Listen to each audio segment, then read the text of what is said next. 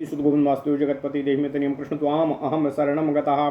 अथ श्री वायुपुराण 61तमो अध्यायः प्रजापति वंशानुकीर्तनम्। ओम नमः शिवाय ओम नमः शिवाय ओम नमः शिवाय। ऋषयः ऊचु भरद्वाजो याज्ञवल्को गालकिः सालकिस्तथा धीमान् सतबलाकश्च नैगमश्च दुजोत्तमाः। बाष्कलेश्च भरद्वाजस्तिस्रः प्रोवाच संहिताः रथितरो निरुक्तं च पुनश्चक्रे चतुर्थकम्। त्रयस्तस्या भवन् शिष्या महात्मानो गुणान्विताः श्रीमानन्दायनीयश्च पन्नगारिश्च बुद्धिमानो। तृतीयश्चार्यवस्ते च तपसा संस्थितव्रताः वीतरागा महातेजा संहिता ज्ञानपारगा। इत्येते वचः प्रोक्ता संहिता वै प्रवर्तिताः। वै सम्पायन गोत्रोऽसौ यजुर्वेदं व्यकल्पयत षडशीतिस्तु येनोक्ता संहिता यजुषां शुभा। शिष्येभ्यः प्रददौताश्च जग्रहस्ते विधानतः एकस तत्र परित्यक्तो याज्ञवल्क्यो महातपः। षडशीतिश्च तस्यापि संहिता नाम विकल्पकाः सर्वेषामेव तेषां वै त्रिधा भेदा प्रकीर्तिताः। त्रिधा भेदास्तु ते प्रोक्ता भेदेऽस्मिन् वसे त्रिधा भेदास्तु ते प्रोक्ता भेदेऽस्मिन् नवमे शुभे। उदीच्या मध्यदेशाश्च प्राच्याश्चैव पृथक् विधा श्यामाया निरुद्धीच्या नाम प्रधानः साम्बभूवः। मध्यप्रदेश प्रतिष्ठा नामारुणि प्रथमा स्मृतः आलम्बिरादि प्रत्यानां त्रयोदशस्यादयस्तु ते। इत्येते चारका प्रोक्ता संहितावादिनो द्विजा। ऋषयस्तद्वचा श्रुत्वा सूतं जिज्ञावसो ब्रुवतो चरकाध्वर्यव केन कारणं ब्रूहि तत्त्वतः किं चीर्णं कस्य हेतोश्च चरकत्वं चाभेजिरे। इत्युक्ता प्राह तेषां सा चरकावमभूद्यथा। सूतवाच कार्यमासीदृषीणां च किञ्चित् ब्राह्मणसत्तमा मेरुपृष्ठं तदा गत्वा सम्पत्त्यर्थं तु मन्त्रितं। यो नोत्रः सप्तरात्रेण नागच्छेद द्विजसत्तमाः सः कुर्याद् ब्रह्मवद्यां वै समयो न प्रकीर्तिता। ततस्ते सगणा सर्वे वै सम्पायनवर्जिता प्रययुः सप्तरात्रेण यत्र सन्धिः कृतो भवतो।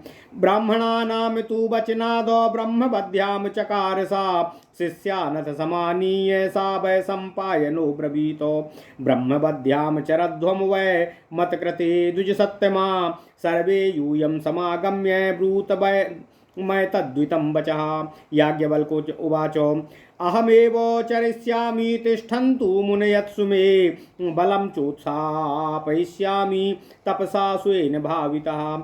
एवमुक्तस्ततः क्रुद्धो याज्ञवल्क्यामथा ब्रवीतो उवाच यत्त्वा याधीतं सर्वं प्रत्यर्पयस्व मे। एवमुक्त्वा सा रूपाणि यजूंसि प्रददौ गुरो रुधिरेण तथाक्तानि छर्दित्वा ब्रह्मवित्तमाः। ततः सा ध्यानमास्थाय सूर्यमाराधयद्विजः सूर्यब्रह्म यदुच्छिन्नं खं गत्वा प्रतितिष्ठति। ततो यानि गतानयूर्ध्वं यजुस्यादित्यमण्डलं तानि तस्मै ददौ तुष्टः सूर्यो वै ब्रह्मरातये अश्वरूपाय मार्तण्डो याज्ञवल्काय धीमते। यजूंस्य धीयन्ते यानि ब्रह्मणा येन केन च अश्वरूपाय दत्तानि ततस्ते वाजिनो भवनो। ब्रह्महत्या तु वैश्चीर्णा चरणा चरका स्मृता वै सम्पायन शिष्यास्ते चरका समुदाहृता। इत्येते चरका प्रोक्ता वाजिनस्तान्निबोधत याज्ञवल्क्यस्य शिष्यास्ते कण्डवेधेयशालिनः। मध्यन्दिनश्च सापेयी विदिध्याप्चाप्य उद्दलः ताम्रायणश्च वात्स्यश्च तथा गालवसौसिरी। आटवी च तथा पर्णी वीरणी सपरायणा इत्येते वाजिना प्रोक्ता 10 पंच च संस्मृताः शतमेकाधिकं कृत्स्नं यजुषम वै विकल्पकाः। ओम नमः शिवाय। पुत्रमध्याययामास सुमन्तुमथ जैमिनी समन्तुश्चापि सुत्वानं पुत्रमध्यापयत प्रभु सुकर्मणं सुतं सुत्वा पुत्रमध्यापयत प्रभु। सा सहस्रमधीत्यासु सुकर्माप्यथ संहिता प्रोवाचाथ सहस्रस्य सुकर्मा सूर्यवर्चसः अनध्यायेष्वधीयानास्तञ्ज घानो शतक्रतु प्रायोपवेशमकरोत् तत्तोऽसौ शिष्यकारणात् क्रुद्धं दृष्ट्वा ततः शक्रो वरमस्मै ददौ पुनः भाविनो ते महावीर्यो शिष्यावनलवर्चसो अधीयानो महाप्राज्ञो सहस्रं संहिता बुभौ एतौ सुरौ महाभागो मा क्रुध्य द्विजसत्तमाम् इत्युक्त्वा वासवः श्रीमान् सुकर्माणं यशस्विनं शान्तक्रोधं द्विजं दृष्ट्वा तत्रैवान्तर्धीयत तस्य शिशु महावेदीन्मान्यो सञ्जी द्विजसत्तमा हिरण्यनाभो कौसल्यो द्वितीयो भूनराधिपा अध्यापयत्तु पौष्यञ्जी सहस्रार्धं तु संहिता ते नाम्नोदीच्य सामान्या शिष्या पौष्यञ्जिना शुभा शतानि पञ्चकौशिल्यः संहितानां चावीर्यवान् शिष्या हिरण्यनाभस्य स्मृतास्ते प्राच्य सामगाः लोकाक्षी कुथुमिश्चैव कुशीति लाङ्गलिस्तथा पौष्यञ्जिशिष्या चत्वारस्तेषां भेदान् निबोधतो राणायनीयः सहिताण्डी पुत्र तस्मा दन्यो मूलचारी सुविद्वानो असतय सकैति पुत्र सहत्सात्या पुत्र एतान् भेदान् विता लोकाक्षिणस्तु त्रयस्तु कुथुमे पुत्रा औरसो रसपास रहा अभागवित्तिश्च तेजस्वी त्रिविधा कौथुमा स्मृता सौहृद्यु शृङ्गिपुत्रश्च द्वावेतो चरितव्रतो राणायनीयः सौमित्री सामवेदो विशारदो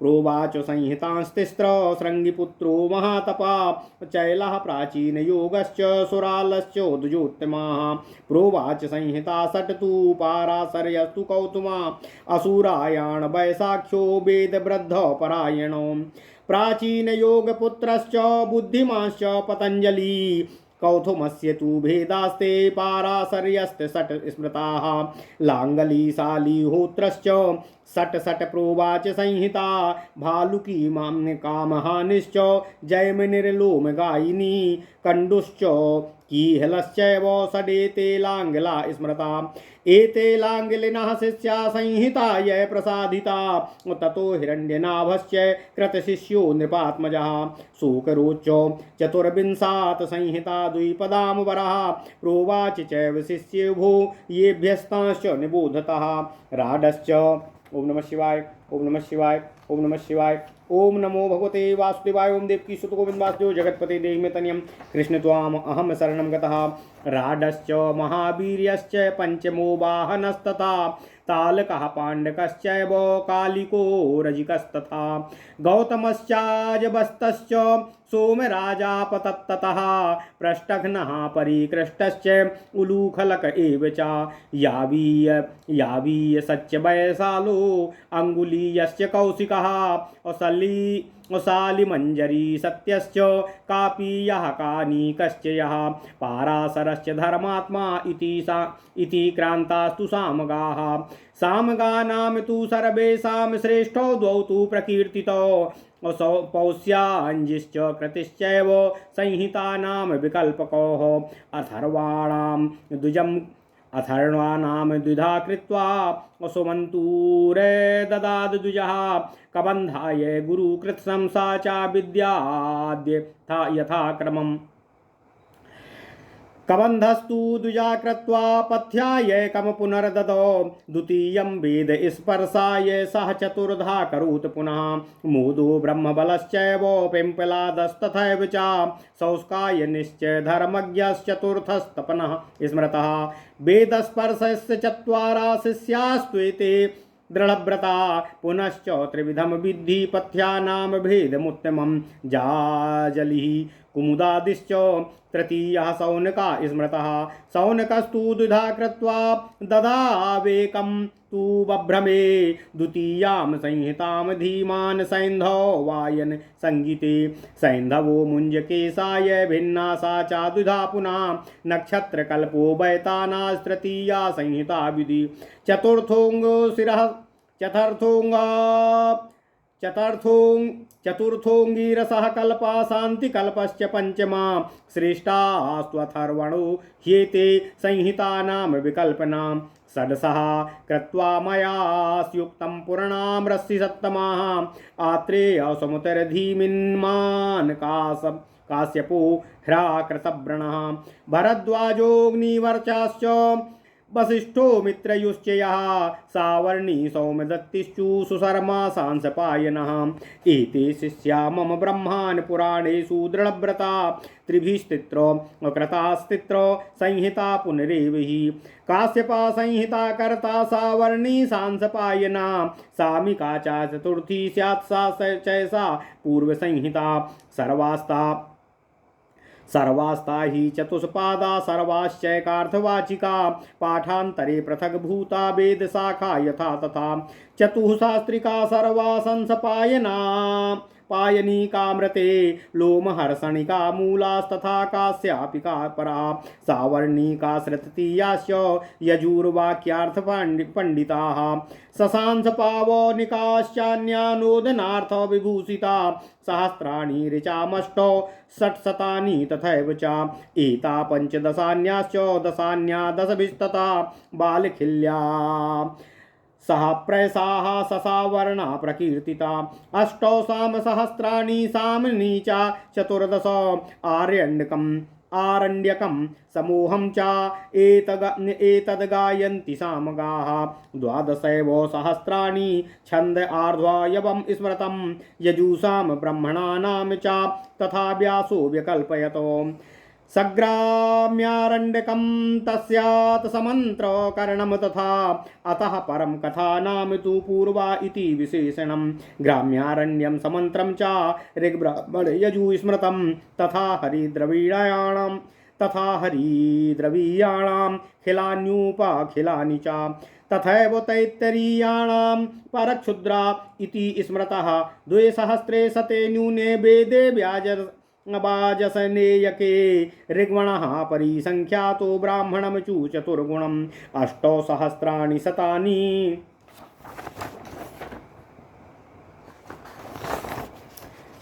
सहस्राणि शतानि चाष्टावशीतिरन्यान्याधिकश्च पादा एतत् प्रमाणं यजुषा मृचामसा ससुक्रियां सखीलयाज्ञवाल्क्यम् ओं नमः शिवाय तथा चरण विद्यानां प्रमाणं संहितां शृणु षट्सहस्रमृचा मुक्तो मृच षड्विंशति पुनः एतावादधिकं तेषां यजुः कामं विवक्ष्यति एकादश सहस्राणि दश चान्या दशोत्तरा ऋचाम 10 सहस्राणि अशीतिस्त्रिशतानि च सहस्रमेकं मन्त्राणां ऋचाय मुक्तं प्रमाणतः एतावद्भुगि विस्तारा मन्यच्चार्थार्विकं बहु ऋचामथर्वाणां 5 सहस्राणि विनिश्चया सहस्रमान्या दुर्गेय मृषिभिर्विंशति विना एतद्गिरिशा प्रोक्तं तेषामारण्यकं पुनः इति संख्यां प्रसंख्याता शाखा भेदास्तथैव च कर्तारश्चैव शङ्खानां कर्तारश्चैव शाखानां भेदे हेतुस्तथैव च सर्वमन्वन्तरेष्वेवं शाखाभेदं समास्मृता प्राजापत्ये श्रुतिर्नित्या तद्विकल्पास्तिवे स्मृता अनित्य भवाद्देवानां मन्त्रोत्पत्ति पुनः पुनः मन्वन्तराणां क्रियते सुराणां नाम निश्चयः द्वापरेषु पुनर्भेदा श्रुतीनां परिकीर्तिता एवं वेदं तथान्यस्य भगवान् नृसिंहसत्तमा शिष्येभ्यश्च पुनर्दत्त्वा तपस्तप्तुं गतो वनं तस्य शिष्या प्रशिष्यतु शाखाभेदास्तु मे कृतः अंगानि वेदास चत्वारो मीमांसा न्याय विस्तरः धर्मशास्त्रं पुराणं च विद्वास्त्वेताश्चतुर्दश आयुर्वेदो धनुर्वेदो गन्धर्वश्चैव ये त्रयः अर्थशास्त्रं चतुर्थं तु विद्यास्त्वष्टादशैव तु ज्ञेया महर्षयः पूर्वं तेभ्यो देवर्षया पुनः राजर्षयः पुनस्तेभ्यः ऋषि प्राकृतस्त्रयाः तेभ्यः ऋषि प्रकृतयो मुनिभिः संसितव्रतै कश्यपेषु वसिष्ठेषु तथा भृगवङ्गिरेतृषु पंचस्वेतेषु जायन्ते गोत्रेषु ब्रह्मवादिनां यस्माद्रसन्ति ब्रह्माणां तेन ब्रह्मर्षयः स्मृतः धर्मस्याथ पुलस्तस्य क्रतोश्च पुलहस्य च प्रत्यूषश्च प्रभासस्य कश्यपस्य तथा पुनः देवर्षया सुतस्तेषां नाम तस्तान्निबोधत देवर्षिं धर्मपुत्रो तु नरनारायणाबुभौ बालखिल्या क्रतो पुत्रा कर्दमः पुलहस्य तु कुबेरश्चैव पौलस्त्यः प्रत्यूषस्याचलः स्मृतः पर्वतो नारदश्चैव कश्यपस्यात्मबाबुभौ रिसन्ति देवान्यस्तस्मै तस्माद्देवर्षया स्मृतः मानवे वैशये वंशे एडवंशो च ये नृपा ऐडा एक्ष्वाकनाभागा ज्ञेयः राजर्षयस्तु ते रिसन्ति रञ्जनाद्यस्मात् प्रजा राजर्षयस्ततः ब्रह्मलोको प्रतिष्ठास्तु स्मृता ब्रह्मर्षयो मतः देवलोको प्रतिष्ठाश्च ज्ञेया देवर्षया शुभा इन्द्रलोको प्रतिष्ठास्तु सर्वे राजर्षयो मता अभिजात्या च तपसा मन्त्रव्यवहारणैस्तथा एवं ब्रह्मर्षया प्रोक्ता दिव्या राजर्षयस्तु। ओम नमः शिवाय, ओम नमः शिवाय, ओम नमः शिवाय। ये देवर्षयस्तथान्ये च तेषां वक्ष्यामि लक्षणं भूतभव्य भवज्ञानं सत्याभिव्याहृतं तथा संबुद्धस्तु स्वयं ये तु संबद्धा ये च वै स्वयं तपसेह प्रसिद्धा ये गर्भे यश्च प्रणोदितं मंत्रव्यवहारिणे ये च ऐश्वर्यात् सर्वगाश्च ये इत्येतो ऋषिभिर्युक्ता देवद्विजेन्द्रपास्तु ये एतान् भावानधीयाना ये चैतो ऋषयो मताः सप्तैते सप्तभिश्चैव गुणैः सप्तर्षया स्मृता दीर्घायुषो मंत्रकृतो ईश्वरा दिव्यचक्षुषा बुद्धा प्रत्यक्ष धर्माणो गोत्र प्रावर्तकाश्च ये षट्कर्माभिरता नित्यं शालिनो ग्रहमेधिना तुल्यैर्व्यवहरन्ति स्म अदृष्टै कर्म हेतुभिः अग्राम्यैर्वर्तयन्ति स्म रसैश्च चैव स्वयं कृतै कुटुम्बिनः ऋषिमन्तो बाह्यान्तर्निवासिनः कृतादिषु युगाख्येषु सर्वेष्वेव पुनः पुनः वर्णाश्रमव्यवस्थानं क्रियन्ते प्रथमं तु वै प्राप्ते त्रेतायुगमुखे पुनः सप्तर्षयस्युः प्रवर्तयन्ति ये वर्णानामाश्रमाश्चैव सर्वसा तेषामेवान्ये वीरा उत्पद्यन्ते पुनः पुनः जयमाने पिता पुत्रे पुत्रपितरी चैव हि एवं समेत्याविच्छेदात्वर्तयन्त्यायुगाक्षयातो अष्टाशीतिसहस्राणि प्रोक्तानि ग्रहमेधिनाम आर्यम्णो दक्षिणा ये तु पितृयाणां समाश्रिता दाराग्निहोत्रीणस्ते वे वै ये प्रजा हेतव स्मृता ग्रहमेधिनां च संख्येयां शमशानान्याश्रयन्ति ते अष्टाशीतिसहस्राणि निहिता उत्तरायणे ये श्रूयन्ते दिवं प्राप्ता ऋषयो यूर्धरेतसा मंत्र ब्राह्मण कर्तारो जायन्ते हि युगक्षये एवमावर्तमानास्ते द्वापरेषु पुनः पुनः कल्पानां भाष्य विद्यानां नानाशास्त्रकृताक्षये क्रियते तैर्विवरणं त्रेतादौ संयुगे प्रभु भविष्ये द्वापरे चैव द्रोणीर्द्वैपायने पुनः वेदव्यासो ह्यतीतेऽस्मिन् भविता सुमहातपा भविष्यन्ति भविष्येषु शाखा प्रणयनानि तु तस्मै तद् ब्रह्मणा ब्रह्मा तपसा व्याप्तमव्ययम् तपसा कर्म संप्राप्तं कर्मणा हि यतो यथा तपसा कर्म संप्राप्तं कर्मणा हि ततो यशः यशसा प्राप्य सत्यम हि सत्येनाप्तो हि चाव्ययः अव्ययादमृतं शुक्रं मृतात् सर्वमेव हि ध्रुवमेकाक्षरमिदं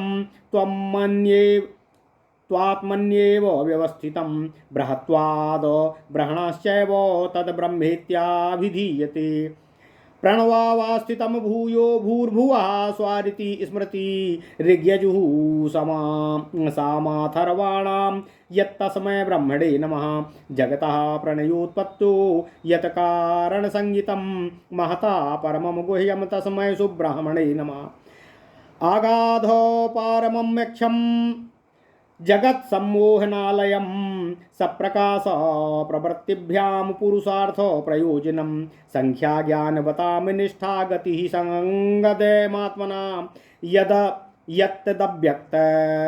यत्यदव्यक्तं मृतं प्रकृति ब्रह्म शाश्वतम्। ओम नमः शिवाय ओम नमः शिवाय ओम नमः शिवाय। प्रधानमात्मा योनिश्च गुह्यम सत्वं च शब्दते अविभागास्तथा शुक्रम क्षरमक्षरं बहुवाचकं परं ब्रह्मणे तस्मै नित्यमेव नमो नमः। कृते पुनः क्रिया नास्ति कृता एवा कृता क्रिया सक्रदेव कृतं सर्वं यद्वै लोके कृता कृतं श्रोतव्यं वै श्रुतं वापि तथैवा साधु साधुताम ज्ञातव्यं चाथ मंतव्यं स्वाप्रष्टव्यं भोज्यमेव च द्रष्टव्यं चाथ श्रोतव्यं ज्ञातव्यं वाथ किंचन दर्शितं यदनेनैव ज्ञानं तत्स्वै सुरर्षिणाम यद्वै दर्शितवानेश कस्तदन्वेष्टुमर्हति सर्वाणि सर्वान् सर्वाश्च भगवानेव सोब्रवीतो यदा यत् क्रियते येन तदा तस्मोद्भिमन्यते येनेदं क्रियते पूर्वं तदन्येन विभावितं यदा तु क्रियते किंचित् केनचित् चिद्वाड्मयं क्वचित् तेनैव तत्कृतं पूर्वं कर्तृणा प्रतिभाति वै विरक्तं चातिरिक्तं च ज्ञानाज्ञाने प्रिया प्रिये धर्माधर्मो सुखं दुःखं मृत्युश्चामृतमेव च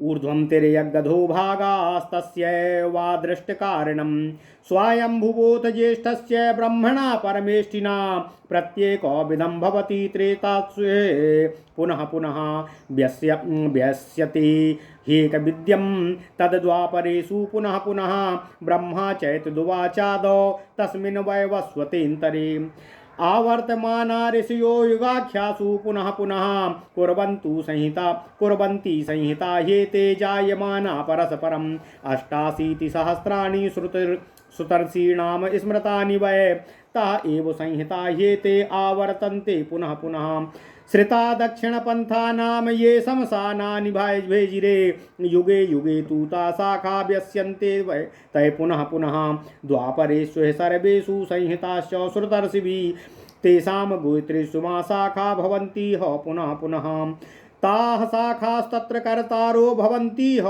युगाक्षयात् एवमेव तु विज्ञेयं व्यतीतानागतेष्वः मनवन्तरेषु सर्वेषु शाखा प्रणयनानि वै अतीतेषु अतीतानि वर्तन्ते साम्प्रतेषु च भविष्यानि च यानि अस्योर्वर्णन्यन्ते नागतेष्वपि पूर्वेण पश्चिमं ज्ञेयं वर्तमानेन चोभयम् एतेन क्रमयोगेन मनवन्तरविनिश्चयः एवं देवाश्च पितरं ऋषयो मानवश्च ये मन्त्रैः सहोर्ध्वं गच्छन्ति ह्यावर्तन्ते च वयसः जनलोकात् सुरा सर्वे पशुकल्पात् पुनः पुनः पर्याप्त काले संप्राप्ते संभूता नैधनस्य तु अवश्यं भाविनार्थेन संबध्यन्ते तथा तु ते ततस्ते दोषवज्जन्म पश्यन्ते रागपूर्वकं निवर्तन्ते तदा वृत्तिस्तेषामादोषदर्शनात् एवं देवयुगानिह दश कृत्वा विवर्तते जनलोकात् तपोलोकं गच्छन्ति हानिवर्तनम् एवं देवयुगानिह व्यतीतानि सहस्रशः निधनं ब्रह्मलोके वै। ओम नमः शिवाय, ओम नमः शिवाय, ओम नमः शिवाय। निधनं ब्रह्मलोके वै गतानि मुनिभिः सह न शक्यमानुपूर्वेण तेषां वक्तुं सविस्तरान् अनादित्वाच्च कालस्य असंख्यानाच्च सर्वशः मनवन्तराण्यतीतानि यानि कल्पय पुरासः पितृभिर्मुनिभिर्देवै सार्धसप्तर्षिभिश्च वै कालेन प्रतिसृष्टानां युगानां च निवर्तनम् एतेन क्रमयोगेन कल्पमन्वन्तराणि च तु सप्रजानि व्यतीतानि शतशोऽथ सहस्रशः मनवन्तरान्ते संहारान्ते च सम्भवा देवतानां ऋषीणां च मनोपितृगणस्य च न शक्यमनुपूर्वेण वक्तुं वर्षशतैरपि विस्तरस्तु निसर्गस्य संहारस्य च सर्वशः मनवन्तरस्य संख्या तु मानुषेण निबोधत देवतानां ऋषीणां च संख्यानार्थविशारदय 63 कोट्यस्तु सम्पूर्णा संख्याता संख्यया दुजय सप्तषष्टिस्तथान्यानि नियूतानि च संख्यया विंशतिश्च सहस्राणि कालोऽयं सन्धि काद्विनाः मनवन्तरस्य संख्यैषा मानुषेण प्रकीर्तिता वत्सरेणैव दिव्येन प्रवक्ष्याम्यन्तरं मनो अष्टौशतसहस्राणि दिव्यया संख्यया स्मृतं द्विपञ्चशततथान्यानि द्विपञ्चाशत्तथान्यानि सहस्राण्यधिकानि तु 14 गुणो ह्येष काल आभूत संप्लवा पूर्णम युग सहस्रम स्यात् दहार ब्रह्मणा स्मृता तत्र सर्वाणि भूतानि दग्धन्यादित्यरश्मिभिः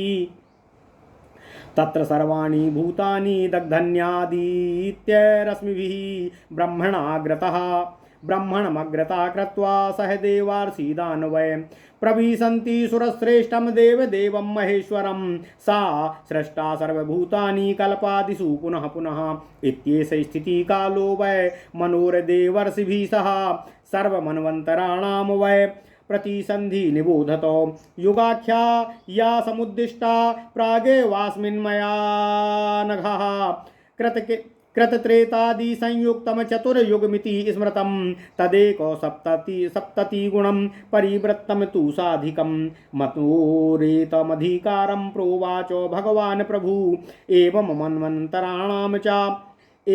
मन्वन्तराणां तु सर्वेषामेव लक्षणम् अतीतानागतानां वै वर्तमानेन कीर्तितम् इत्येष कीर्तिता सर्गो मनो स्वायंभुरस्य वस्यः प्रतिसन्धि तु वक्ष्यामि तस्य चैवापरस्य तु मन्वन्तरं यथा पूर्वं ऋषिभिर्देवतैः सह अवश्यं भाविनार्थेन यथा तद्वै निवर्तते अस्मिन् मन्वन्तरे पूर्वं त्रैलोक्यस्येश्वरास्तुतिये सप्तर्षयश्च देवास्ते पितरो मनवस्तथा मन्वन्तरस्य काले तु सम्पूर्णे साधकास्तथा क्षीणाधिकारा संवृत्या बुद्ध्वा पर्यायमात्मना महर्लोकाय ते सर्वे उन्मुखादधिरे गतिम् ततो मन्वन्तरे तस्मिन् प्रक्षीणाम देवास्तुता सम्पूर्णे स्थितिकाले तु तिष्ठन्त्येकं कृतं युगम् उत्पद्यन्ते भविष्याश्च यावन्मन्तरेश्वरा देवता पितरश्चैव ऋषयो मनुरेव च मन्वन्तरे तु सम्पूर्णे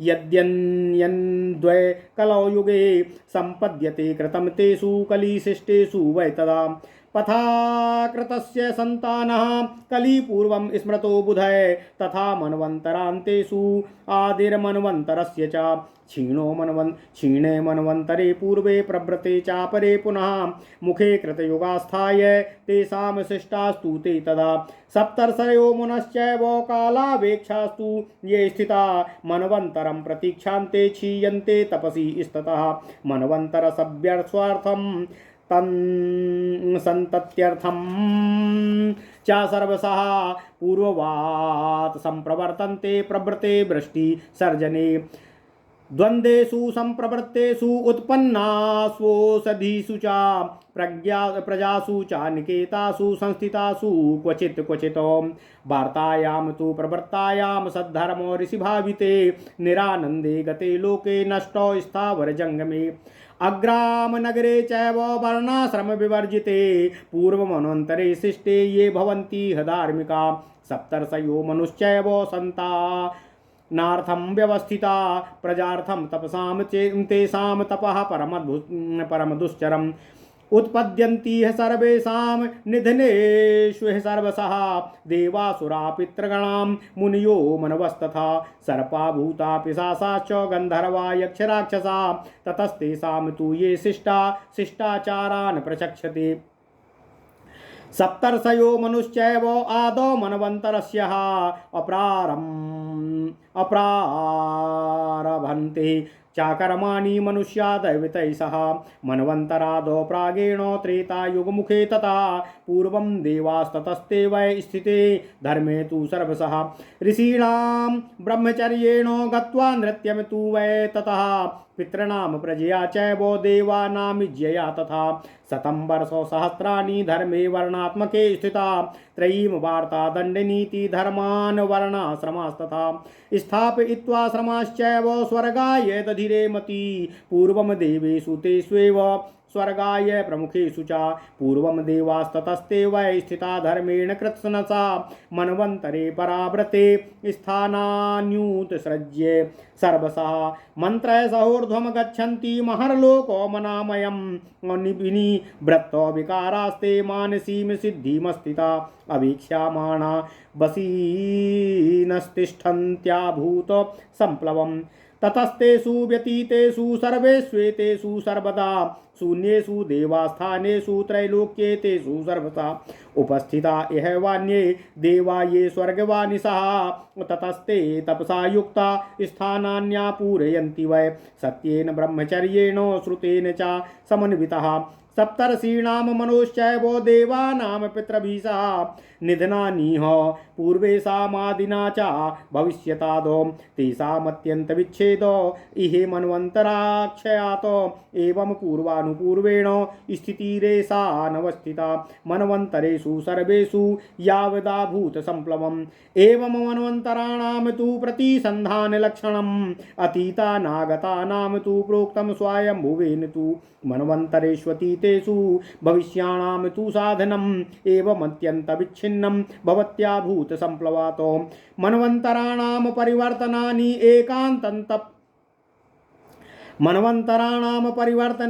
एकान्ततस्तानि महर्गतानि महर्जनं चैव जनं ततश्च एकान्तगतानि स्म भवन्ति सत्ये।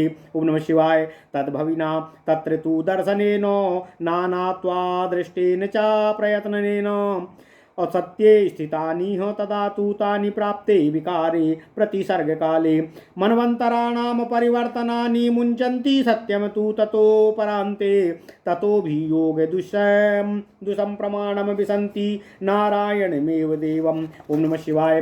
मन्वन्तराणां परिवर्तनेषु चिरप्रवृत्तेषु विधिस्वभावात् क्षणमरसं तिष्ठन्ति जीवलोकः क्षयोदयाभ्यां परिवन्दमाना इत्युत्तराण्येव मृषिस्तुतानां धर्मात्मनां दिव्यदृशां मानूनां वायुप्रणीतान्युपलभ्यं दृश्यं दिव्यौजसा व्याससमासयोगैः सर्वाणि राजर्षि सुरर्षिमन्ति ब्रह्मर्षि देवो रघवन्ति रघवन्ती चैव असुरेश सप्तर्षि पितृप्रजेशैर्युक्तानि सम्यग् परिवर्तनानि उदारवंशाभिजनदुतीनां प्रकृष्टमेधाभिः समेधितानां कीर्तिदुतिख्यातिभिरन्वितानां पुण्यं हि विख्यापन्मीश्वराणां स्वर्गीयमेतत् परमं पवित्रं पुत्रीयमेतच्च परम रहस्यं जप्यं महत्वपरवसु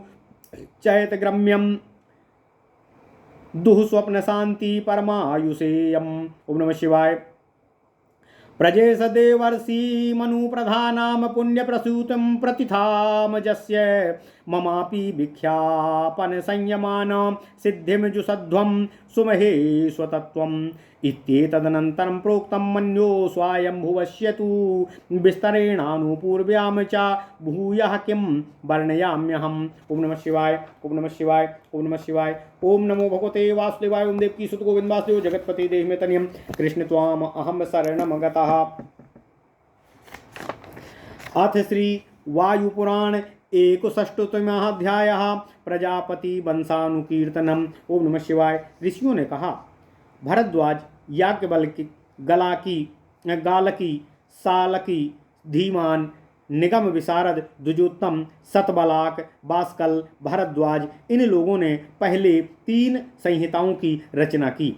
रथितर ने फिर जिस विरक्त की रचना की वह चौथी रचना थी। उनके सभी गुणों से युक्त 3 महात्मा शिष्य हुए। इनमें से श्रीमान नंदायनीय, प्रमथन, ज्ञानी, पन्नगारी द्वितीय तथा परम तपस्वी आर्यव तृतीय थे। ये सभी वीतराग, महातेजा तथा संहिता ज्ञान संपन्न थे। लोगों ने संहिताओं का विस्तार पूर्वक प्रवर्तन किया था, अतः इन्हें ब्रह्मवृक्ष के नाम से प्रसिद्धि प्राप्त हुई। यजुर्वेद के प्रवर्तक श्री वैशंपायन जी ने परम मंगलमय यजुर्वेद में 86 संहिताओं की रचना की। फिर उन्होंने इसे अपने शिष्यों को प्रदान किया, जिसे उन लोगों ने भली प्रकार से ग्रहण किया। एकमात्र महातपस्वी याज्ञवल्क्य ने उसे ग्रहण नहीं किया। उन्होंने स्वयं यजुर्वेद की 86 संहिताओं की रचना की। उनके शिष्यों के 3 भेद कहे गए हैं। 9 भेद वाले उस संहिता के उत्तरीय, मध्य देशीय तथा पूर्वीय ये 3 प्रदेश भेद कहे गए हैं। श्यामायनी को उत्तर देशवासियों में, आरुणी को मध्य देशवासियों में तथा आलंबी को पूर्व देशवासियों में प्रधान माना गया है। वे संहितज्ञ द्विजगण चरक के नाम से विख्यात हैं। सूत जी की यह बात सुनकर ऋषियों ने उनसे पूछा कि अधर्व्युगण किस लिए चरक के नाम से पुकारे जाते हैं। इन लोगों ने कौन सा ऐसा कार्य किया था जिससे इन्हें चरकत्व की उपाधि प्राप्त हुई। इसका वास्तविक कारण हमें बताने की कृपा कीजिए। ऋषियों द्वारा इस प्रकार प्रश्न किए जाने पर सूत जी ने उस घटना को बताया जिसके द्वारा उन्हें चरकत्व की प्राप्ति हुई। सूत जी बोले, हे श्रेष्ठ द्विजगण, प्राचीन काल में किसी विशेष प्रयोजनवश ऋषिगण संपत्ति की प्राप्ति के लिए सुमेरु पर्वत पर गए। उस समय उन लोगों ने प्रतिज्ञा पूर्वक यह निश्चय किया कि जो ब्राह्मण 7 रात्रि के मध्य हमारे साथ सहयोग नहीं करता है उसे ब्रह्महत्या के पाप का भागी होना पड़ेगा। ऋषियों द्वारा इस प्रकार की प्रतिज्ञा को सुनकर वैशंपायन को छोड़कर सभी ऋषिगण अपने शिष्यों सहित निश्चित स्थल पर पहुँचे। इस प्रकार वैशंपायन ऋषियों के कथनानुसार ब्रह्महत्या के भागी हुए। तब वैशंपायन ने अपने शिष्यों से कहा, हे श्रेष्ठ द्विजगणों, आप सब मेरे लिए इस ब्रह्महत्या के पाप का भोग करो। क्या यह मेरी बात कल्याणकारी नहीं है? याज्ञवल्क्य बोले, मैं ही इस ब्रह्महत्या का भोग करूंगा। हे ऋषिगण, आपके साथ ही रहें। अपनी तपस्या के बल पर मैं इसे भोग करने में समर्थ हो जाऊंगा। याज्ञवल्क्य के इस प्रकार कहने पर वैशंपायन क्रुद्ध हो गए और उनसे बोले, तुमने मुझसे भी जो शिक्षा ग्रहण की है वह सब मुझे लौटा दो। वैशंपायन के इस प्रकार कहने पर ब्रह्मज्ञानियों में श्रेष्ठ मुनीश्वर याज्ञवल्क्य ने वमन कर रक्त रंजित समस्त यजुर्वेदों को सशरीर अपने गुरु को प्रदान कर दिया। हे विप्रगणों, इसके बाद याज्ञवल्क्य ऋषि ने ध्यान पूर्वक सूर्य की आराधना की। तब सूर्य रूपी ब्रह्मा गगन मंडल में जहाँ स्थित था वहाँ आकर समस्त यजुर्वेद सूर्य मंडल में आश्रय ग्रहण करने लगे। इससे प्रसन्न होकर भगवान सूर्य ने अश्वज्ञानी ब्रह्मज्ञानी बुद्धिमान याज्ञवल्क्य को उन सभी यजुर्वेदों को प्रदान कर दिया। अश्वरूपी याज्ञवल्क्य को प्रदत्त उन यजुर्वेदों का अध्ययन करने वाले द्विजगण भी अश्वरूपी ही हुए। वैशंपायन के जिन शिष्यों ने उनके साथ ब्रह्महत्या का उपभोग किया वे ही चरण अर्थात उपभोग के कारण चरक के नाम से प्रसिद्ध हुए। यह मैंने चरकों का वर्णन कर दिया। अब आप लोग अश्वरूपधारी याज्ञवल्क्य के शिष्यों का वर्णन सुनिए। कंड्व वैधेयशाली मध्यन्दिन सापेयी विदिग्ध आप्य उद्दल ताम्रायण वात्स्य गालव सौसरी अटर्वी पर्णी बीरणी तथा सपरायण इन 15 को कवि बाजीजन अर्थात अश्वरूपी कहा गया है। समस्त यजुर्वेद 101 संहिता भागों में देखा जाता है। जैमिनी ने अपने पुत्र सुमंतु को सभी आयुर्वेद की शिक्षा प्रदान की। श्री संपन्न सुमंतु ने इसे अपने पुत्र सुत्वा को प्रदान किया। इसी प्रकार प्रभु सुत्वा ने इसे अपने पुत्र सुकर्मा को पढ़ाया। थोड़े ही समय में सुकर्मा ने इन समस्त संहिताओं का अध्ययन कर उसे सूर्य के तुल्य तेजस्वी अपने सहस्त्र शिष्यों को प्रदान कर दिया। किंतु अध्ययन के लिए वर्जित दिन में अध्ययन करने से इंद्र ने उन सभी शिष्यों का वध कर दिया। इस घटना से दुखी होकर सुकर्मा ने प्रायोपवेश अर्थात अनाहार द्वारा प्राण त्याग करने का निश्चय कर लिया। सुकर्मा से इस प्रकार क्रोधित हो जाने पर इंद्र ने उन्हें वरदान दिया कि तुम्हारे अग्नितुल्य तेजस्वी तथा महापराक्रमी 2 शिष्य होंगे। हे द्विजश्रेष्ठ, आप क्रोध न करें। आपके ये 2 महाभाग्यशाली शिष्य महाज्ञानी होंगे तथा वे उन सहस्त्र संहिताओं का विधिपूर्वक अध्ययन करेंगे। श्रीमान इंद्र महायशस्वी उन द्विजश्रेष्ठ से ऐसा कहकर उनके क्रोध को शांत हुआ देख वहां से अंतर्ध्यान हो गए। हे द्विजश्रेष्ठों, सुकर्मा के बुद्धिमान पौष्यंजी नामक प्रथम तथा हिरण्यनाभ राजा कौशल्य नाम वाले द्वितीय शिष्य हुए। पौष्यंजी ने 500 संहिताओं को अपने शिष्यों को पढ़ाया। पौष्यंजी के कृपा पात्र वे शिष्य सामान्य रूप से उदीच्य के नाम से जाने जाते हैं। वीरवान कौशल्य के भी 500 संहिताओं की शिक्षा अपने शिष्यों को प्रदान की। हिरण्यनाभ नरपति कौशल्य के ये शिष्य प्राच्य सामग के नाम से प्रसिद्ध हुए। इसके पश्चात अब आप पौषंजी के लोकाक्षी कुमुथी कुशीति तथा लांगली नाम वाले 4 शिष्यों के भेदों को सुनिए। लोकाक्षी के तंडीपुत्र राणायनीय श्रेष्ठ विद्वान मूलचारी कैतिपुत्र तथा सात्यपुत्र नाम वाले शिष्य हुए। कुमुथी के औरस रसपासर तथा तेजस्वी भागवित्ती नाम के 3 पुत्र थे जिन्हें कौमुथ कहा जाता है। सौरद्यु तथा श्रृंगिपुत्र ये दोनों महातेजस्वी और व्रतधारी थे।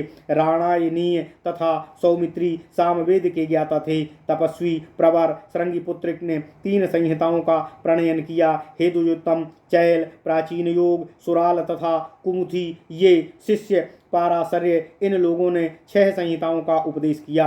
आसुरायण वैशाख्य वेद वृद्धपरायण प्राचीन योग पुत्र विद्वान पतंजलि इन लोगों को कुमुथी के शिष्य पाराशर्य ने 6 भेद का कहा है। लांगली तथा सालिहोत्र ने भी 6 संहिताओं का उपदेश दिया। भालुकी कामहानी जैमिनी लोभगायिनी कुंडू तथा ही कीहल इन 6 को लांगली का शिष्य कहा जाता है। संहिताओं का प्रचार करने वाले ये सभी लांगली के शिष्य हैं। राजपुत्र तथा उत्तम स्वभाव वाले हिरण्यनाभ ने 24 संहिताओं की रचना की और फिर उसकी शिक्षा जिन शिष्यों को दी उनके नाम सुनिए। राड महावीर पंचम वाहन तालक पांडक कालिक राजिक गौतम आजवस्त सोमराज पृष्ठघ्न परिकृष्ट उलूखलक यवीयस वैशाल अंगुलीय कौशिक सालिमंजरी सत्य कापीय कानिक तथा धर्मात्मा पाराशर। प्राचीन काल के ये सभी ऋषिगण सामवेद के प्रवक्ता थे। सामवेदज्ञ ऋषियों ने पौष्यंजी तथा कृति को श्रेष्ठ कहा है। ये सभी विभिन्न संहिताओं के प्रवर्तक थे। हे ऋषिगण, आचार्य सुमंतु ने अथर्ववेद को 2 भागों में विभक्त किया और उसकी शिक्षा अपने कबंध नामक शिष्य को दी। अब क्रमशः उसका विवरण सुने। कबंध ने फिर उसके 2 भाग किए तथा उसमें से एक की शिक्षा पथ्य नामक एक शिष्य को तथा दूसरी की शिक्षा वेद स्पर्श नाम के शिष्य को दी। तत्पश्चात वेद स्पर्श ने उसके 4 भाग किए। वेद स्पर्श ने ब्रह्मबल, पिप्पलाद, मोद तथा धर्मात्मा, सोस्कयानी के 4 प्रसिद्ध शिष्य हुए। ये सभी श्रेष्ठ व्रतपरायण थे। पथ्य के श्रेष्ठ शिष्यों की संख्या 3 हैं। उनके नाम हैं जाजली, कुमुदादि तथा सौनक। विद्वान सौनक के 2 भाग करके एक संहिता शिष्य बभ्रू को प्रदान की तथा दूसरी सैंधवायन नामक शिष्य को प्रदान की। सैंधव ने उसकी शिक्षा मुंजकेश को दी, जिसे मुंजकेश ने पुनः 2 भागों में विभक्त कर दिया। इनमें प्रथम नक्षत्र कल्प, द्वितीय बैतान, तृतीय संहिता विधि, चतुर्थ अंगिरस तथा पंचम शांति कल्प है। अथर्ववेद की इन संहिताओं को श्रेष्ठ विकल्प के रूप में माना गया है। हे ऋषि प्रवर वृंद, मैंने भी पुराणों को 6 प्रकार के विभागों में वर्णन किया है। अत्रि के ग्रोथ से उत्पन्न ज्ञानी सुमति, कश्यप गोत्र से अमृतवर्ण अग्नितुल्य तेज संपन्न भरद्वाज, वशिष्ठ, मित्रायु, सावर्णी, सोमदंती तथा सुशर्मा, संसपायन, ये सभी दृढ़ वृद्धधारी तथा हमारे पुराणों के शिष्य हैं। संहिताओं के रचनाकार कश्यप, सावर्णी तथा सांसपायन नाम वाले प्रसिद्ध 3 शिष्यों ने संहिता के 3 भाग किए। फिर उनको भी प्रत्येक ने 3 भागों में विभक्त किया। पूर्व संहिता के नाम से विख्यात एक चौथी संहिता भी है। ये सभी संहिताएं 4 पदों वाली तथा एक अर्थ को अभिव्यक्त करने वाली हैं। वेद शाखाओं की भांति ये भी पाठांतर में भिन्न भिन्न हैं। संसपायन की संहिता को छोड़कर इन सब की संख्या 4000 है। वेद की सभी शाखाओं में लोमहर्षण की शाखा को मुख्य माना गया है। इसके पश्चात कश्यप की शाखा को प्रधान माना गया है। सावर्णी की शाखा को तृतीय स्थान है। यजुर्वेद की इन शाखाओं को विद्वान लोग जानते हैं। प्रेरणा प्रदान करने वाले अर्थ से युक्त सांसपायन की जो अतिरिक्त शाखा है, उसकी ऋचाओं की संख्या 8600 है। इन संहिताओं के अतिरिक्त अन्य 15 तथा 10 संहिताएं हैं, जो बालखिल्य, सहप्रैस तथा सावर्णी के नाम से कही गई हैं। 8000 साम, 14000 साम मंत्र, हवन मंत्र तथा आरण्यक, इन सबों को सामगायक ऋषिगण गाते हैं। इसके अतिरिक्त व्यास जी ने यजुः तथा ब्राह्मण के 12000 छंदों का विभाजन किया, जिन्हें ग्राम्य आरण्यक संहिताओं तथा मंत्रकरण सहित अथर्यणों के नाम से जाना जाता है। इसके पश्चात कथाओं का विशेषण पूर्वा है। ग्राम्य तथा आरण्यक का भी ऋक, ब्राह्मण और यजुर्वेद के मंत्रों के साथ स्मरण किया जाता है। इसी प्रकार हरिद्रवीय के खिल, उपखिल तथा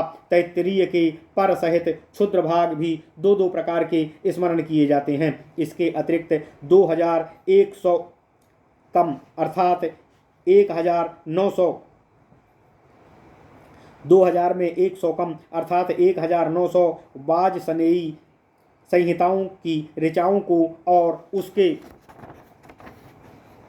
4 गुना ब्राह्मण की गणना की गई है। यजु तथा ऋक की 8800 संख्याएं कही गई हैं। अब आप लोग चरण विद्या की संहिताओं का उसके साथ विस्तार से सुनिए। चरण विद्या की कथाओं की संख्या 6026 है। इसके पश्चात यजुर्वेद के विषय में विस्तार पूर्वक वर्णन कर रहा हूँ। यजुर्वेद की ऋचाओं की संख्या 11020 है। ऋक की संख्याओं का प्रमाण 10300 ऋचाओं तथा 1000 मंत्रों का है। इतनी ही भृगु द्वारा विस्तृत अथर्व में की अनेक शाखाएं हैं। अथर्व की ऋचाओं की संख्या 5000 मानी गई है। इसके अतिरिक्त ऋषिगण 1000 में 20 कम अर्थात 980 अन्य ऋचाओं को भी बताते हैं। यह अंगिरा ऋषि द्वारा वर्णित अथर्व के मंत्रों तथा आरण्यक की संख्या है। इस तरह वेद के मंत्रों, ऋचाओं की संख्या, शाखा भेद, शाखाओं के कर्ता तथा उनके पारस्परिक भेदों के कारणों का वर्णन मैंने आप लोगों से कर दिया है। वेदों के शाखा विभाग प्रत्येक मनवंतरों में समान रूप से कहे जाते हैं। प्रजापति की श्रुति नित्य है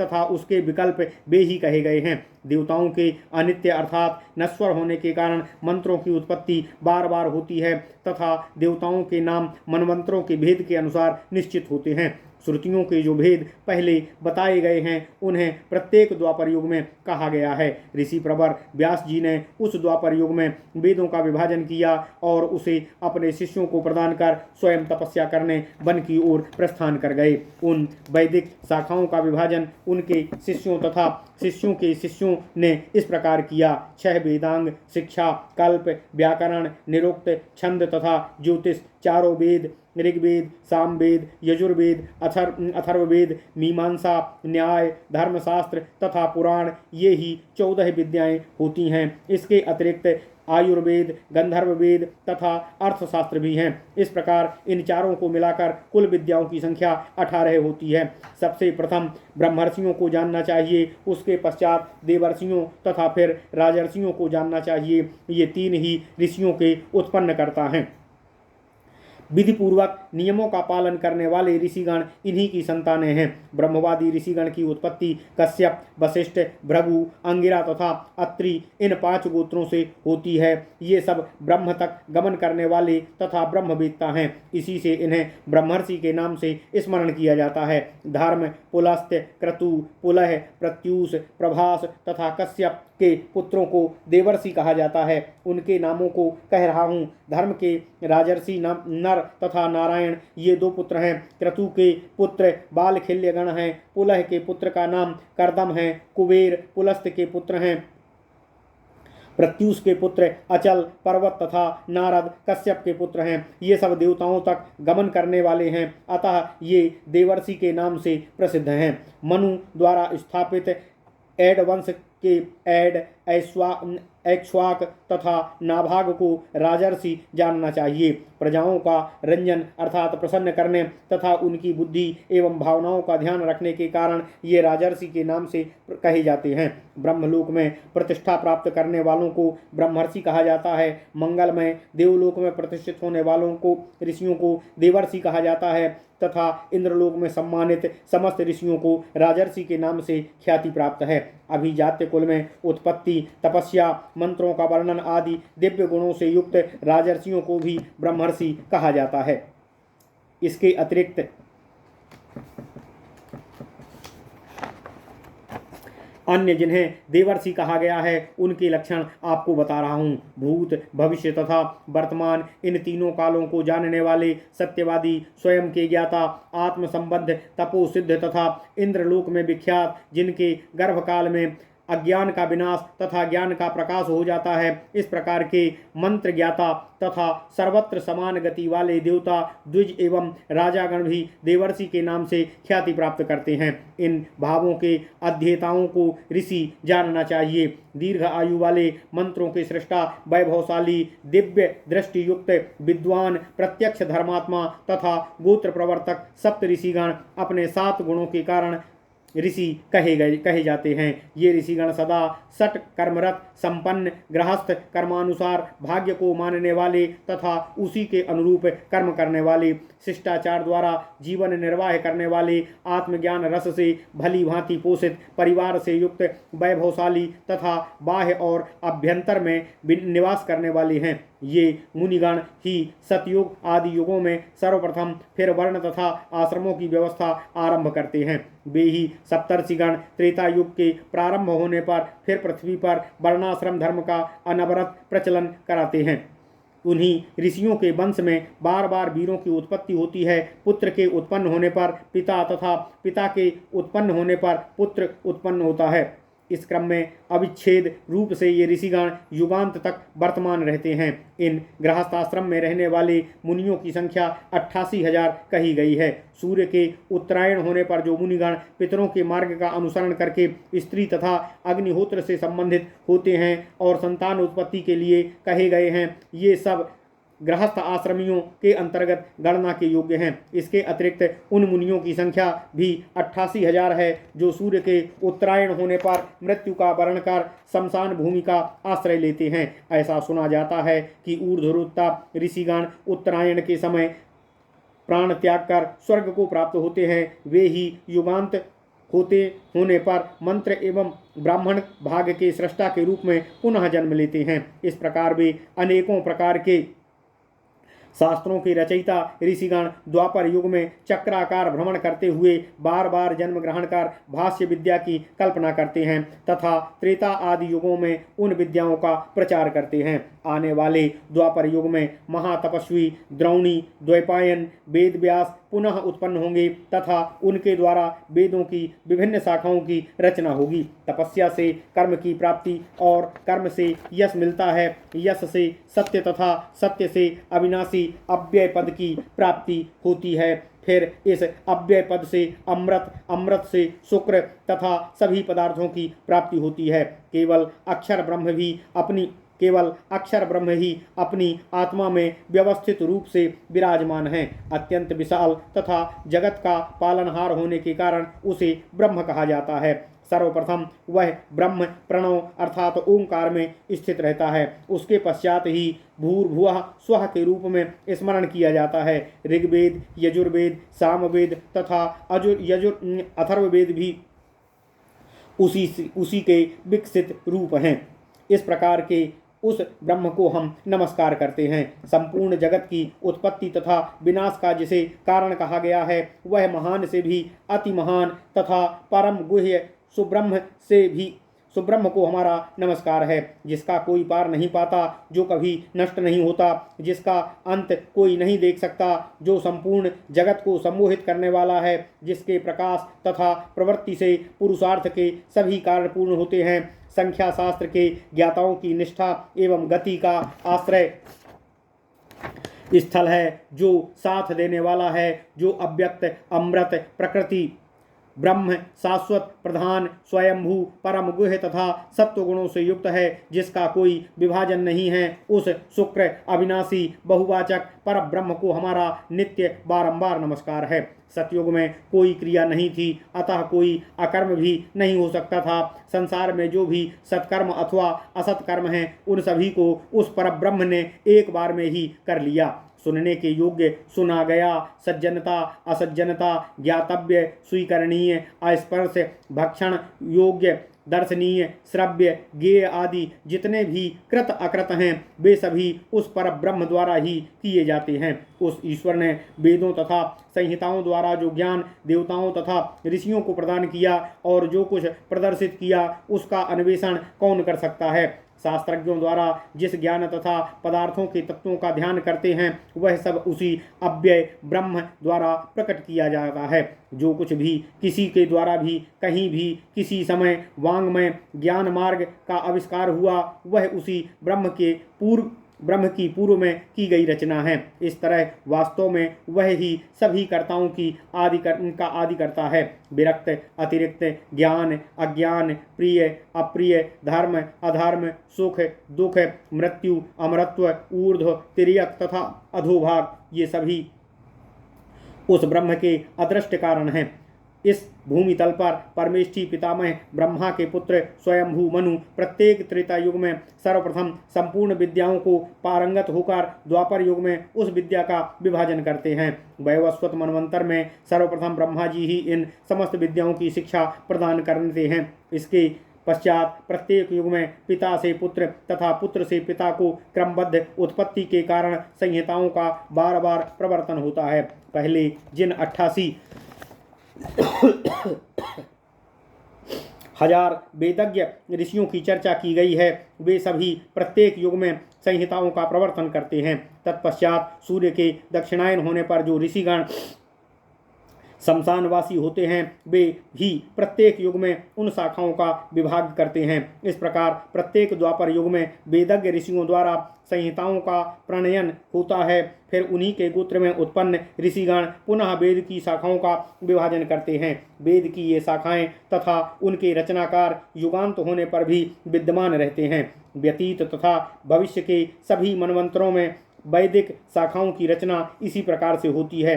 भूतकाल में ऋषिगण ही वर्तमान काल में भी विद्यमान रहते हैं, इसी प्रकार भविष्य काल में उत्पन्न होने वाले ऋषिगण वर्तमान काल में भी कहे गए हैं। इस प्रकार व्यतीत काल द्वारा भविष्य की घटनाओं को जानना चाहिए तथा वर्तमान काल से भूत तथा भविष्य दोनों कालों की जानकारी ली जानी चाहिए। इसी क्रमानुसार मनवंतरों का निश्चय करना चाहिए। देवता, पितर, ऋषिगण तथा मनु आदि मंत्रों के सहित ऊर्ध्वलोकों को जाते हैं और फिर उन्हीं मंत्रों के साथ इस लोक में वापस आते हैं।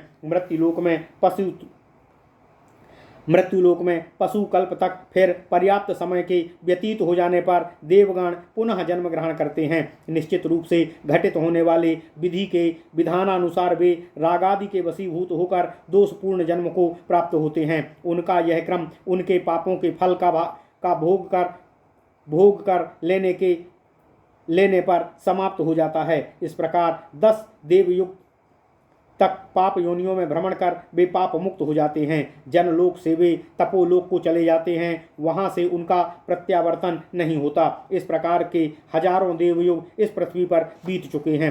ऋषियों के साथ मृत्यु को प्राप्त कर वे वहां से ब्रह्मलोक को चले जाते हैं। उन सब का विस्तृत वर्णन क्रमानुसार करना काल के अनादि तथा असंख्य होने के कारण संभव नहीं है। प्राचीन काल में जो मनवंतर, कल्प तथा युग आदि अपने समय के पितृगणों, मुनियों, देवताओं तथा सप्तर्षियों सहित काल के प्रभाव से व्यतीत हो चुके हैं, उसी प्रकार तथा उसी क्रमानुसार समय के अनुरूप होने वाली प्रजाओं के साथ सैकड़ों हजारों अन्य कल्प तथा मनवंतर आदि बीत चुके हैं। एक मनवंतर के समाप्त हो जाने पर प्रलय काल होता है। फिर प्रलय काल के पश्चात पुनः देवता, ऋषियों, पितृगणों तथा मनु आदि सबकी सृष्टि होती है। इन प्रलय तथा सृष्टि का विस्तृत वर्णन पूर्व रूप से क्रमानुसार सैकड़ों वर्षों में भी नहीं किया जा सकता है। अब मैं मनवंतरों की संख्या का वर्णन मनुष्यों के वर्षों में कर रहा हूँ, श्रवण करें। देवताओं तथा ऋषियों की संख्या को भली प्रकार से जानने वाले विप्रगण मनवंतर की वर्ष संख्या इस प्रकार बताते हैं। 30 करोड़ 68 नियुत को 10 लाख माना जाता है।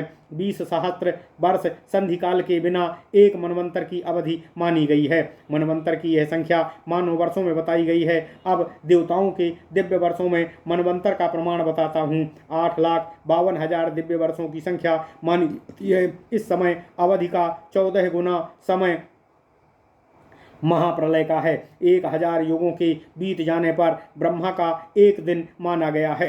महाप्रलय के समय जब सूर्य की प्रखर किरणें ये सभी प्राणी जलने लगते हैं तथा ब्रह्म को आगे करके देवता, ऋषिगण तथा दानव देवश्रेष्ठ देवाधिदेव महेश्वर के शरीर में प्रवेश कर जाते हैं। वे देवाधिदेव महेश्वर प्रत्येक कल्प में प्राणी जगत की पुनः सृष्टि करते हैं। तब मैंने देवताओं, ऋषियों तथा मनु की कालावधि का वर्णन कर दिया।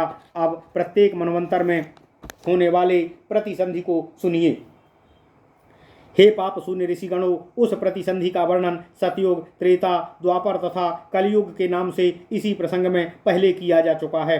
सतयुग, त्रेता, द्वापर तथा कलयुग ये 4 युग माने गए हैं। इनके काल का 71 गुना काल एक मनु का अधिकार काल भगवान काल ने बताया है। इस प्रकार का लक्षण सभी मनवंतरों का बताया गया है। वर्तमान के अनुसार भूत तथा भविष्य के मनवंतरों का वर्णन भी किया जा चुका है। इस तरह स्वयंभू मनु के सृष्टि क्रम का वर्णन किया जा चुका है। अब मैं स्वयंभू मनु तथा अन्य मनवंतरों की प्रतिसंधि का वर्णन कर रहा हूँ। अवश्य होने वाले विधि के विधान से संचालित ऋषियों तथा देवताओं सहित पूर्व में व्यतीत मनवंतरों की ही भांति भविष्य में भी मनवंतर होंगे। प्राचीन काल में उन मनवंतर में जो तीनों लोकों के वैभवशाली सप्तर्षि, देवगण, पितर तथा मनुष्यगण होते हैं, वे भी मनवंतर के संपूर्ण काल में सृष्टि व्यापार के सहायक होते हैं। उसके पश्चात अपने समय का दूसरा पक्ष आया जानकर वे अधिकार से पदच्युत होकर महारलोक की ओर प्रस्थान करते हैं। वे मनवंतर में पदच्युत होने वाले देवगण संपूर्ण स्थिति काल में एक सतयुग तक वर्तमान रहते हैं। इसी तरह अन्य मनवंतरों में होने वाले वैभवशाली जितने भी देवता, पितर, ऋषि तथा मनु हैं, वे भी उत्पन्न होंगे। सभी मनवंतरों के कलयुग में उत्पन्न होने वाली शेष प्रजाओं में ही सतयुग की प्रवृत्ति होती है। जिस प्रकार ज्ञानी जन सतयुग की प्रजाओं के पूर्व कलयुग की प्रजाओं का अस्तित्व मानते हैं, उसी तरह एक मनवंतर के पहले दूसरे मनवंतर की सृष्टि का अस्तित्व रहता है। पहले के मनवंतर की समाप्ति पर जब अलग मनवंतर प्रारंभ होता है, उस समय सतयुग के प्रारंभ में कलयुग से बचे हुए सप्तर्षि तथा मनु मनवंतर की व्यवस्था तथा सृष्टि के विस्तार के लिए काल की प्रतीक्षा करते हुए स्थित रहते हैं। वे तपस्या करते हुए अगले मनवंतर की प्रतीक्षा में काल व्यतीत करते हैं। फिर पूर्व की भांति सृष्टि हो जाने पर औषधियाँ वृद्धि पृथ्वी पर उत्पन्न हो जाती हैं तथा स्त्री पुरुष अपने अपने कर्मों में पूर्व की भांति संलग्न हो जाते हैं। फिर कहीं कहीं प्रजाएं अपना आवास बनाकर रहने लगती हैं। उस समय जीविका की समस्या आती है। स्थावर जंगम जगत के विनाश के कारण सभी प्राणी दुखी जीवन बिताने लगते हैं। उस समय वर्णाश्रम की व्यवस्था नहीं होती है तथा गांवों एवं नगरों का भी अस्तित्व नहीं होता है। उस समय पूर्व मनवंतर के बचे हुए परम धर्मात्मा सप्तर्षि तथा मनु संतान उत्पन्न करने के लिए प्रयत्नशील होते हैं। इसके लिए वे अति घोर तपस्या करते हैं। उसका विनाश सबका विनाश हो जाने पर पृथ्वी पर देवता, असुर, पितर, मुनि, मनुष्य, सर्प, भूत, पिशाच, गंधर्व, यक्ष तथा राक्षस आदि की उत्पत्ति होती है। उस मनवंतर के अवशेष शिष्टजन लोगों को शिष्ट आचरण का उपदेश देते हैं। उस समय सप्तर्षिगण, मनु तथा मनुष्यगण देवताओं के साथ मिलकर सृष्टि रचना का कार्य प्रारंभ करते हैं। उसके पश्चात त्रेता युग में जब धर्म सभी ओर प्रतिष्ठित हो चुका होता है, तब देवगण सर्वप्रथम, उसके पश्चात अवशेष मानवगण ब्रह्मचर्य व्रत तथा ऋषि ऋण से संतान की उत्पत्ति से, पितृ ऋण से तथा यज्ञ द्वारा देव ऋण से मुक्त होते हैं। इस तरह उन्होंने 1,00,000 वर्षों तक वर्णाश्रम धर्म का पालन करते हुए त्रयी वार्ता, दंड नीति, वर्णाश्रम धर्म आदि का विधिवत स्थापन किए।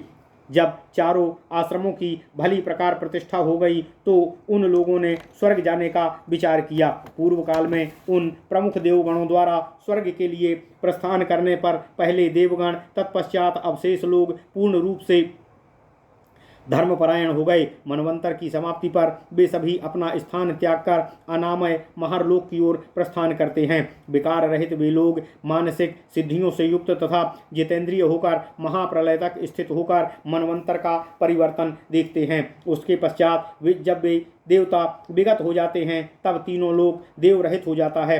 तब स्वर्ग में निवास करने वाले अन्य देवगण आते हैं। वे सब अपने सत्य, ब्रह्मचर्य, शास्त्र रूप तथा तपस्या के बल पर उस शून्य स्थान की पूर्ति करते हैं।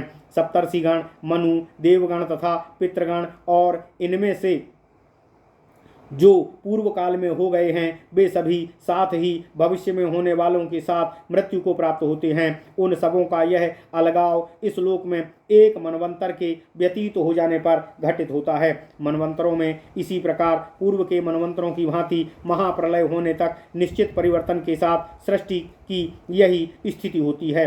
स्वयंभुव मनु ने अतीत तथा भविष्य के मनवंतरों के प्रति संधान का यही लक्षण बताया है। अतीत तथा भविष्य के मनवंतरों का साधन महाप्रलय तक इसी प्रकार अत्यंत विभक्त होता है। मनवंतरों के परिवर्तन होने पर सभी महरलोक में चले जाते हैं। महरलोक के पश्चात क्रमशः जनलोक, तपोलोक तथा सत्यलोक को प्राप्त होते हैं। उसकी विविधताओं के दर्शन तथा प्रत्यय के कारण मनवंतरों के परिवर्तन के पश्चात वे उस सत्यलोक का परित्याग कर अप्रमेय भगवान नारायण के शरीर में प्रविष्ट हो जाते हैं। विधि के विधान द्वारा सदा से प्रवृत्त मनवंतरों के परिवर्तन में विनाश तथा उत्पत्ति के संबंध में के बंधन में भी बंधा हुआ परिवर्तनशील जीव समूह एक क्षण के लिए भी कहीं स्थिर नहीं रहता है। इस प्रकार ऋषियों द्वारा प्रतिष्ठित दिव्य दृष्टि से युक्त धर्मात्मा मनुओं के जीवन का विवरण वायुदेव द्वारा वर्णित किया गया है। इसे कहीं विस्तार पूर्वक तथा कहीं संक्षेप में वर्णित किया गया है, जिसे दिव्य शक्ति वाले लोग ही देख सकते हैं। ये सभी विवरण राजर्षियों, देवर्षियों, ब्रह्मर्षियों, देवताओं तथा सर्पों की कथाओं से युक्त हैं। देवेश्वर, इंद्र, सप्तर्षि, पितृगण, प्रजापतिगण सम्यक परिवर्तन से युक्त हैं। अति उदार वंश में उत्पन्न, महाकांतिवान, सूक्ष्म बुद्धि संपन्न, सुंदर कीर्ति से युक्त, द्युति ख्याति आदि से संपन्न, वैभवशाली महापुरुषों का यशोगान सदैव अति पुण्यप्रद होता है। अत्यंत गोपनीय, परम पवित्र, स्वर्ग को प्रदान करने वाला, सुखप्रद एवं सर्वोत्तम इस चरित्र को महत्वपूर्ण पर्वों के अवसर पर पढ़ना चाहिए। ऐसा करने पर दुख स्वप्नों का नाश तथा शांति एवं दीर्घायु की प्राप्ति होती है। प्रजापति मनु, देवर्षिगण एवं अजन्मा ब्रह्मा की पुण्यदायिनी संतति की उत्पत्ति के विवरण से युक्त, महेश्वर के तत्वपूर्ण आख्यान से परिपूर्ण, हमारे यश की वृद्धि करने वाले इस महापुराण को श्रवण कर आप लोग सिद्धियां प्राप्त करें। स्वयंभू मनवंतर का विवरण इस प्रकार क्रमानुसार विस्तार पूर्वक वर्णित किया गया। अब इसके पश्चात आगे क्या वर्णन करूं यह बतावें। ओम नमः शिवाय। इति श्री वायु महापुराणे वायु प्रोक्ते प्रजापति वंशानुकीर्तनम नाम 61तमोऽध्यायः। इति श्रीमद्वयु वायु पुराणे पूर्वार्धम समाप्तम। इस प्रकार श्री वायु महापुराण में प्रजापति वंशानुकीर्तन नामक 61वां अध्याय पूर्ण हुआ। इस प्रकार श्री वायु महापुराण का पूर्वार्ध संपूर्ण हुआ। ओम नमः शिवाय, ओम नमः शिवाय, ओम नमः शिवाय। ओम नमो भगवते वासुदेवाय। देवकी सुत गोविंद वासुदेव जगतपते देव में तनियम कृष्ण त्वाम अहम शरण